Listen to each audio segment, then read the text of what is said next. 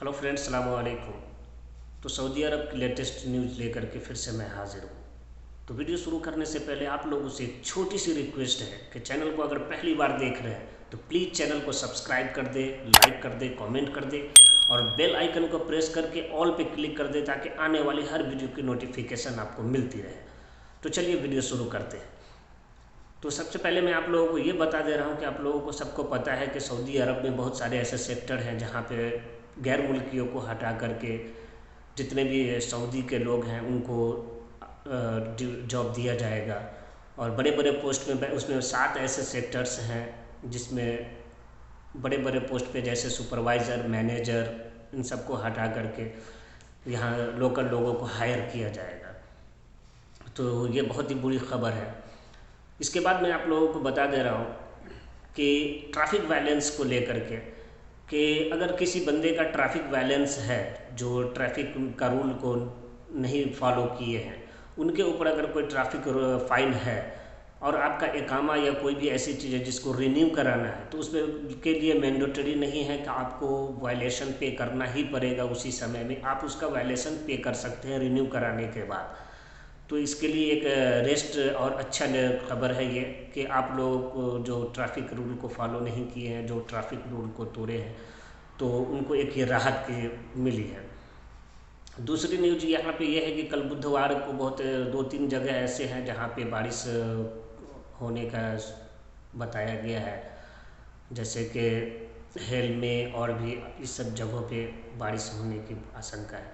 दूसरी बात यहाँ पे मैं बता रहा हूँ कि बहुत सारे लोगों का, एक दो दोस्त का मेरा इंडिया से भी कमेंट्स आया है इंस्टाग्राम पे और मैसेंजर पे, तो उन लोगों के लिए स्पेशली ये मैंने बनाया हूँ कि अगर आपका पासपोर्ट चोरी हो गया है या खो गया है तो आप उसको कैसे अप्लाई करें।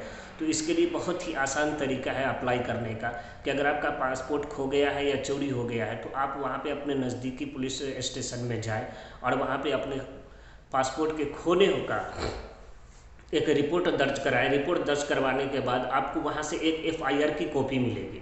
उस एफआईआर की कॉपी को अटैच करके अपने पूरा पासपोर्ट का जीरोक्स कॉपी लेकर के और जो भी डॉक्यूमेंट्स लेकर के वो पासपोर्ट ऑफिस में जाने के बाद आपको वहाँ से पासपोर्ट रिन्यूअल करने के लिए, एक तरह से वो रिन्यू ही होता है, तो वो रिन्यू करने का आपको सारा प्रोसेस वहाँ से दिया जाएगा। जो उसका पासपोर्ट का चार्जेस है वो आपको चार्जेस पे करने पड़ेंगे।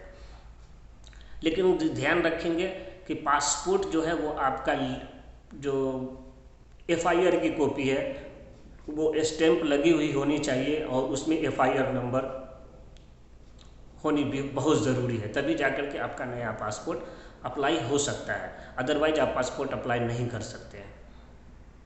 इसके बाद मैं आप लोगों को बता दे रहा हूँ कि बहरीन का एक न्यूज आप लोगों को शायद मालूम होगा या नहीं मालूम होगा कि एक इंडियन मैनेजर था रेस्टोरेंट में, जो एक लेडीज नकाब पहन करके, हिजाब पहन करके नकाब रेस्टोरेंट में गए जिसे अलाउड नहीं किया।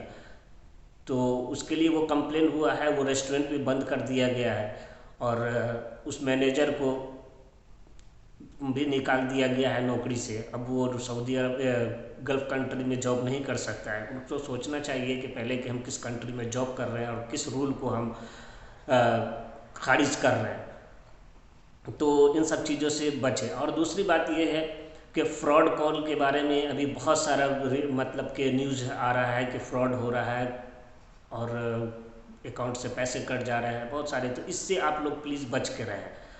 सोशल मीडिया पे जो आप लोग मोबाइल यूज़ कर रहे हैं, ये पर्सनली मैं आप लोगों को इसलिए बता रहा हूँ, बार बार इस वीडियो में बता रहा हूँ कि जो भी दोस्त हैं हमारे, थोड़ा इस चीज़ से परहेज करें, थोड़ा इस चीज़ से अपने आप को सेफ रखें कि सोशल मीडिया में कोई भी फालतू फ़ोटो ले करके अपलोड ना करें। तो आइए, हमारा अब कुछ सवाल हमारे दोस्तों ने किया है उसका मैं जवाब दे देता हूँ। एक दोस्त ने पूछा है कि भाई पासपोर्ट एग्जिट लगाने के बाद अगर आप नहीं गए तो देखिए भाई, एग्जिट अगर आप लगा लिए हैं और 65 डेज तक का उसका टाइम होता है, अगर 65 डेज के बाद अगर आप नहीं जाते हैं तो आपको फ़ाइन भरना पड़ेगा। तो इससे बेहतर है कि अगर एग्जिट आपका लग गया है तो एग्जिट चले जाए। नहीं अगर जाना चाहते हैं तो एग्ज़िट कैंसिल करवाने के लिए आपको मकतब अमल में जा कर के वहाँ कुछ रूल एंड रेगुलेशन है, टर्म एंड कंडीशन है, उसको फॉलो करके और अपना कुछ पेमेंट है, उसका कुछ चार्जेस है, उसके फीस है जो आप पे करके आप अपने एग्ज़िट कैंसिल करवा सकते हैं।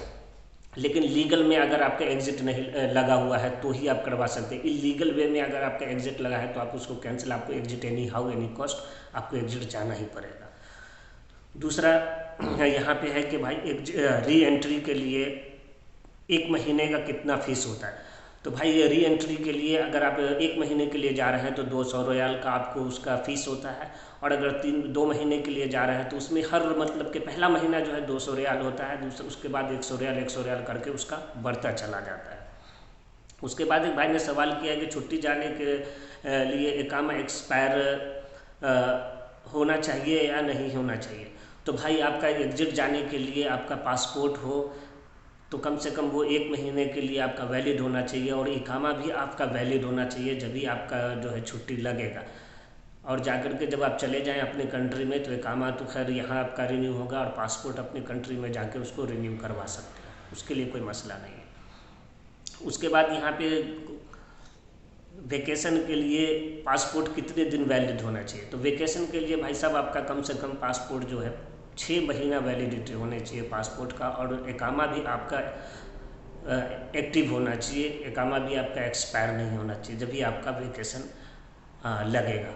उसके बाद वेकेशन या एग्जिट के लिए आप लोगों को पता है कि यहाँ की गवर्नमेंट के हिसाब से अगर आपका एग्जिट लगाने जा रहे हैं या आप वेकेशन जा रहे हैं तो ध्यान रखें कि एग्जिट अगर आपका लग रहा है तो कि आपके नाम से कोई गाड़ी ना हो, आपके नाम से कोई मोबाइल पेड का बैलेंस ना हो, किसी भी गवर्नमेंट सेक्टर से या किसी भी कंपनी से आपके ऊपर किसी भी तरह का लोन ड्यूज ना हो। अगर इस कंडीशन में है तो ना तो आपको वेकेशन जा सकते हैं और ना ही आप एग्जिट जा सकते हैं।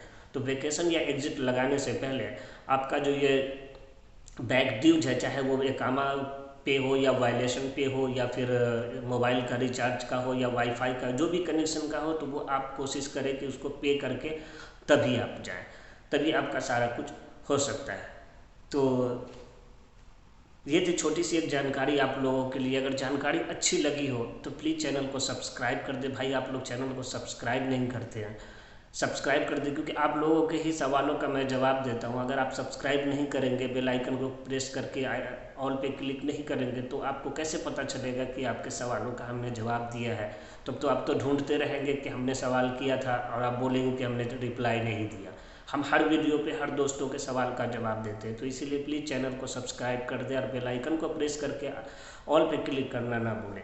अगर जानकारी अच्छी लगी हो तो प्लीज़ शेयर कर दें, क्या पता आपको इस जानकारी किसी और दोस्तों को कि काम आ जाए। Thank you so much all of you my friend to watching my YouTube channel. Hope see you inshallah in next video. Thank you. Assalamu alaikum.